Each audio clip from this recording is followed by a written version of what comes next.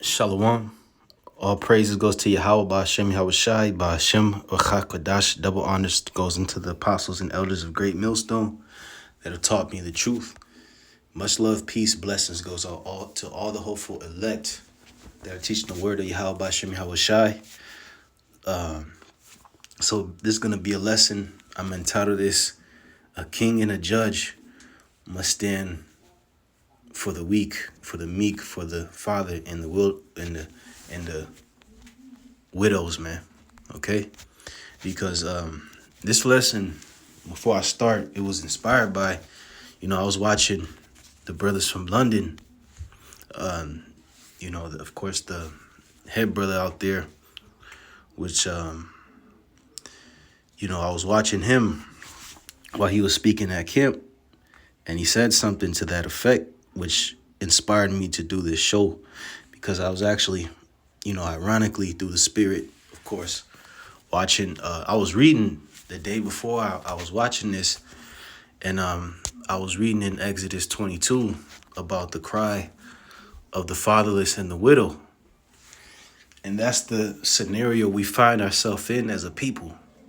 The righteous, the Israelites who are downtrodden, who are hoping for the salvation of Yahawah YAHAWASHI, we're being afflicted. We're being afflicted by those who are really supposed to stand in the place of showing us mercy. Because when you have power, when you can move things around in society, the whole point of you having power is to stand for those who don't have it. And that plays into the greatness of YAHAWASHI. With all his power and all his might, he's not going to come back to the earth to rub shoulders with the elites. He's not going to join his power with their power. He's going to destroy them and then exalt his people, which are at the bottom. Now, how merciful is that? Because which one of the Rothschilds, which one of all of those families that have these multi-trillions, which one of them is reaching out to you Israelites to plead your cause, to get you out of the situation you're in America of being infamous, portrayed as thugs and gangsters and strippers, hoes on the corner?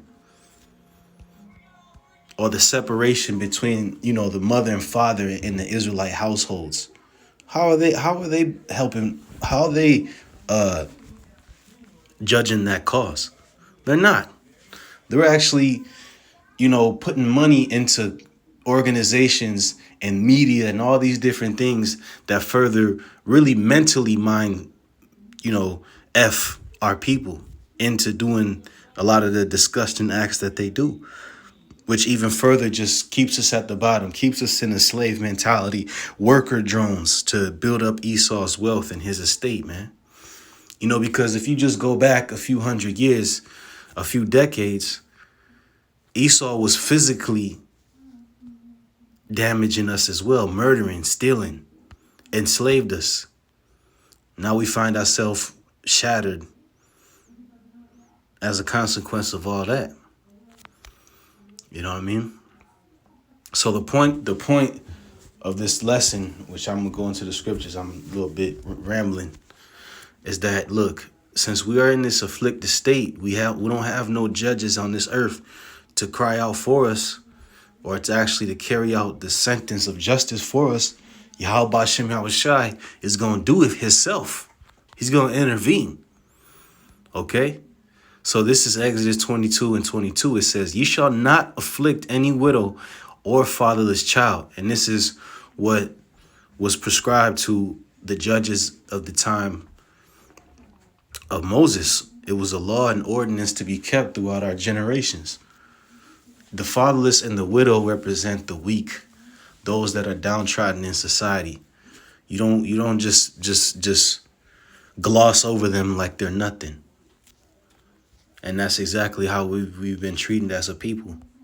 It says, if thou afflict them in any wise, and they cry at all unto me, I will surely hear their cry, and my wrath shall wax hot, and I will kill you with the sword, and your wives shall be widows, and your children fatherless. You see? And that's that equal judgment, that balanced judgment, better yet, of the Lord, man. That's how he operates. When there's an imbalance and a root somewhere where, that wickedness has taken hold, the Most High does something about it. But the thing about it is, he for the past millennia, he's allowed that wickedness to grow and grow, so he can have an even greater intervention. Because how great would an intervention be if from the slave ships, right? Just imagine this: if the Lord intervened when the first moment we got put on the slave ships, it wouldn't be as a great deliverance as he's going to do now. Because Esau, he not only just put us on slave ships, we had to, sit neck and neck, elbow to elbow, shoulder to shoulder on those ships, dying, getting thrown off the ship, getting off the ship, family separated, went through slavery and all the horrors that went that, and then had to endure that for hundreds of years. So now the Most High is definitely gonna work a great. His wrath is real hot, man. His wrath is very hot. I'll put it like that. But hey, there's a distinction also. That's why I got this next precept in Jeremiah 11 chapter, because right now, honestly and truthfully, the afflicted and the widow represents the Israelites in the truth, man. Because when it comes to most brothers, we not rich. We don't got a lot of money. Brothers are working 9 to 5s, which is pretty much slave labor. We don't have that much influence or pull in these quote unquote communities. We come from broken homes, broken families. So that's the scenario we live in. But the thing about it is, when it comes to the 2/3 that may be in the same scenario, man, they wicked. The Most High ain't gonna hear them niggas. The Most High is gonna destroy them, because even in their lower state, they're still being evil and wicked. The Most High has preconditions for him actually intervening for you. You got to believe in YAHAWASHI. And with believing comes a conduct. It says, Jeremiah 11:11, therefore thus saith the Lord, behold, I will bring evil upon them, this is upon the Israelites, which they shall not be able to escape. And though they shall cry unto me, I will not hearken unto them. And that's what the Lord is bringing for 2/3 in this time frame. They crying out, and they're gonna cry out when that hell increases, when the Lord and through Esau increases even more hell on our people as we move along. But hey, the Lord is just gonna do away with them. The Lord is only looking to plead the cause of the righteous, honestly and truthfully. Now, all in all, he is gonna do that deliverance, perform the deliverance to our nation, because the elect is going to be saved, and then, the rest of Israel is going to be brought back through the elect. But the thing is, the Lord is going to punish the wicked of our people.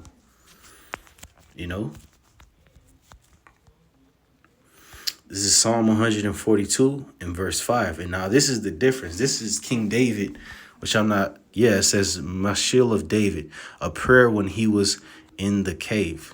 So this is David when he was downtrodden, and his mindset that he took when he was afflicted. And you know what? Before David even became in that downtrodden state, he wasn't being a nigga. He wasn't on a block selling drugs to his people. He wasn't committing murder and all these different things. He was a righteous man. But he still found himself in a precarious situation where Saul, his former master, sought his life for no apparent reason, out of jealousy. So what did David do? He cried. That's us. Because look, day by day, we trying our best to do right by the Most High, but yet and still we're in this captivity. So that pressures us to call on the Lord more. YAHAWASHI, YAHAWASHI, save us. YAHAWASHI, YAHAWASHI, save us. So this is Psalm 142 and verse 5. I cried unto thee, O Yahweh. I said, thou art my refuge and my portion in the land of the living. So the point is, he cried. And a refuge is a shelter. Just like how you got shelters, a lot of times that's spiritual too, because a lot of times you have these women's only shelters for the widow woman. You know what I'm saying? For women without men, etc. We know a lot of these women are out of order in this society, but in righteousness, that's really how it's supposed to be. A woman that's, defenseless, her husband died and XYZ. There's places of refuge for those type of women. And we are in that state, being that widow, if you will, because Israel as a whole is, we are the Most High's woman. But the Most High is our refuge. He's our safe place, because look, again, the point stands that Esau, he's not our refuge. He's not going to do anything to promote us, to lift us up out of this situation. Nothing at all. What do you give us? Black Lives Matter, funded by a fucking Edomite. And what became of that? Ain't niggas still working in factories, man? Ain't Jake family still being separated over divorces? So, hey, ain't Jake still being shot in the streets by the police? Have we been paid back for slavery? No. So we don't have that refuge in this world from the judges, the people that have that the shakers and movers, the presidents, the city councils, the elites, the elite families, people with high net worths. They ain't looking to reach out. Nah. So this is verse 6. Attend unto my cry, for I am brought very low. Deliver me from my persecutors, for they are stronger than I. Bring my soul out of prison, that I may praise thy name. The righteous shall compass me about, for thou shalt deal bountifully with me. You see? And that's what the widow and the fatherless are crying unto the Lord for. But you see, you got to understand how miserable and despicable of a situation that we're in, man. Because really and truthfully, what is our birthright? To be kings and priests of the earth. See, I would see if it was our destiny to just be slaves. If the Most High had created and intended us to be slaves, to be doing what we're doing now, well, it just is what it was.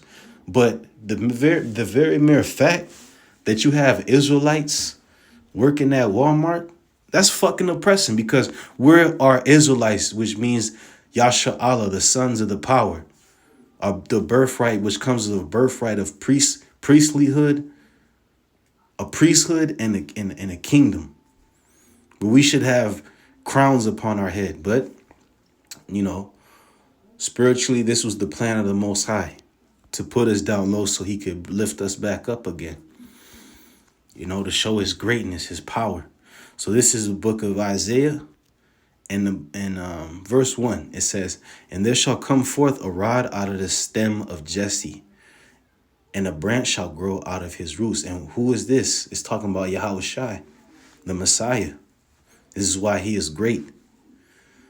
But it said he shall come forth, right? Because he came forth out of the line of David, which Jesse was King David's grandfather, right?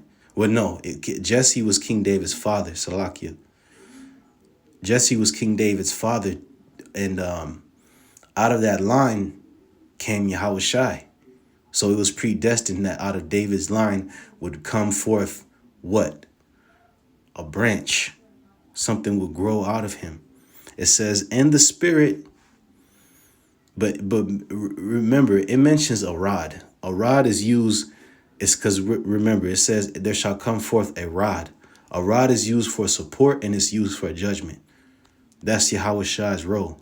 It says, "In the Spirit of the Lord, Yahweh shall rest upon him, the spirit of wisdom and understanding." And when you compare and look at, the rulers of this world, they don't got the spirit of wisdom and understanding. They're telling our people that it's okay to be a homosexual, man. Which in turn would get us a hot fury from the Most High. How is that a righteous judgment? It said, the spirit of counsel and might, the spirit of knowledge and the fear of Yahweh, and shall make him of quick understanding in the fear of the Lord, and he shall not judge after the sight of his eyes, neither reprove after the hearing of his ears. But with righteousness shall he judge the poor, and reprove and reprove with equity for the meek of the earth. So Yahawashi ultimately is going to be that capstone stone of judgment, if you will, the chief cornerstone. He's what's going to bring a payback to our nation for all the years of slavery and heartache we suffered at the hands of these damn devils, man. We suffered, man. We still suffering. All the pain and anguish and depression, that's a residue of what we experienced for hundreds of fucking years, man. I can't say it loud enough. We still deal with it. But the thing is, Yahawashi said the scriptures say Yahawashi is what? He's going to reprove with equity for the meek of the earth. He's going to bring that balance. Equity is, in other words, is the same root of equals, for something to be made straight again.